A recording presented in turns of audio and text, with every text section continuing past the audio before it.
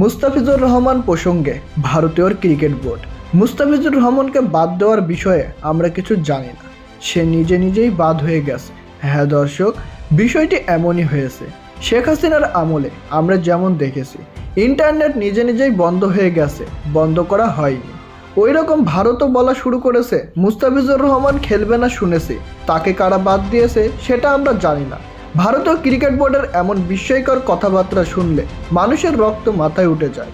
হ্যাঁ দর্শক, এমনই এক নিউজ করেছে ভারতের জনপ্রিয় সংবাদ মাধ্যম আনন্দবাজার.com, যেখানে তাদের টাইটেল ছিল ঠিক এইরকম: মুস্তাফিজকে ছাঁটাই করার সিদ্ধান্ত সর্বোচ্চ পর্যায়ে, বোর্ড কোনো আলোচনা করেনি, জানতেনি না IPL এর কর্তারা।